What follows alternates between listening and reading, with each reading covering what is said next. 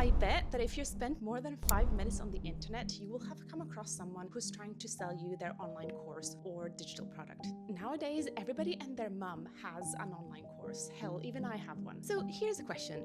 In 2025, is it still viable to make a pile of money from selling online courses? Or has this market become a soupy mess where everybody is trying to selling you basically the same thing? When online gurus are promising you mountains of passive income money from launching an online course, are they giving you a realistic perspective, or is it just an elaborate scam to take your money? But before we dive in, hi, I'm Susie. I'm a finance director, a business owner, and an investor. And on this channel, I talk about how to own a business that makes you happy. If this is the kind of content that you enjoy, hit subscribe. Okay, so I'll answer my questions in short. No, online courses are not a scam, or at least not necessarily. And yes, it is actually possible to make a lot of money by selling them. But, and this is a big, fat, juicy but, the online business landscape has changed dramatically over the past 5 years. And I don't think that the same strategies that were applied in 2020 can apply today in the same way. During the pandemic, online courses were an exploding market, with people maybe losing their jobs or being furloughed. A lot of people turned to starting their own side hustle to be able to front the economic uncertainty and the upcoming recession. And consumers were just locked at home with little to nothing to do. So learning a new skill without having to leave their home was a perfect way to spend their time. So that's a match made in heaven, right? On the one side, you have online educational platforms and education providers, and on the other, a sea of consumers ready to learn new stuff from their sofas. But what about now, 5 years later? Do people still buy online courses? On the one side, the e-learning market is projected to be over 521 billion by 2027, which is more than double than what it was in 2021. This looks promising. However, we're all a bit tired of online courses, aren't we? Or is it just me? According to a recent study from Columbia University, only 15% of online learners actually finish their online courses. To me, that means that many people are tempted to buy them. Many people are tempted by the transformation that online courses promise. But then when it comes to going actually through with it, they just tend to forget about it and they leave them rotting in their bookmarks. And also in 2025, there's so much stuff and so much information out there, and it feels like we've all become a little bit blind with everybody selling basically the same old concepts over and over again. So much so that it has become really difficult to have your own online course that stands out above all of that new information. There's just so many alternatives out there. How can you make your own online course stand out? So what's the direction now? Here's my take on it. Up to a few years ago, you would have been able to start your side hustle by just coming up with an idea for an online course. You would brainstorm a few course topics, brainstorm a few problems that you could help solve for your target audience, and then you would create it,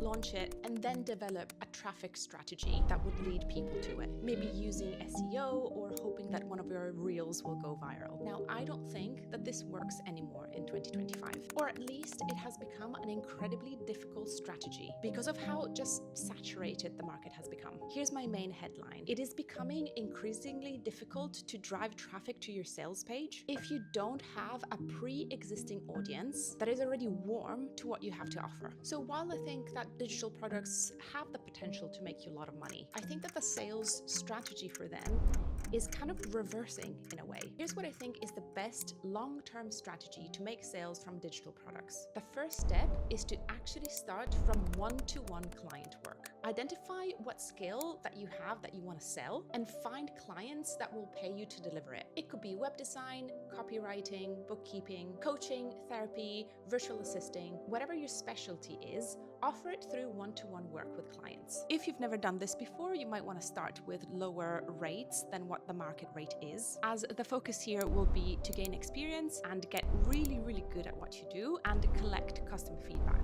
This is a key step if you're just starting out. I really do think it's the most important step here. It's how you learn the ropes as a business owner, and it's how you get really good at what you do. You learn about your clients' pain points, what words to use that they resonate with, with. And you also learn about your own way of working and what's special about the way that you work that is different to what everybody else is doing. Step number 2 is then to document everything that you're doing and start creating content. Whether it's Instagram or TikTok or YouTube or whatever platform you choose, you have to start establishing yourself online. You have to grow your online presence and start creating a community of followers that are a fan of what you do. This will allow you to always have a finger on the pulse of the market. You will always have access to what people actually want from you. And also you will have a clear picture of what your strengths are and why people are drawn to you in the first place. Then finally, the third step, after you've worked with many clients that are satisfied with what you do, and once you've built a community of people that are delighted to hear from you and to hear about the stuff that you have to offer,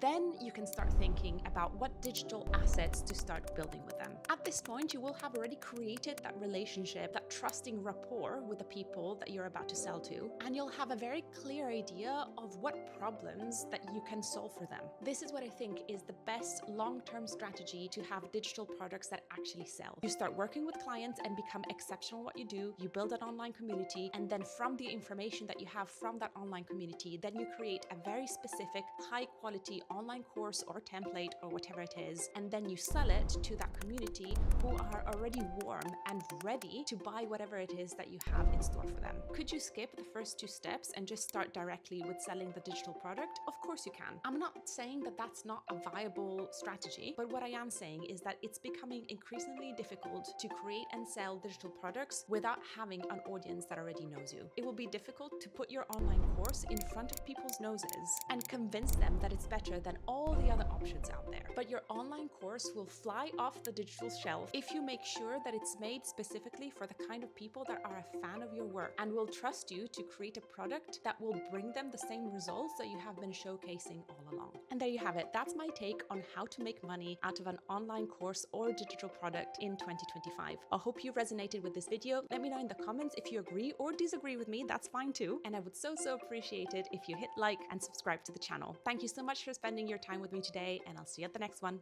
Bye!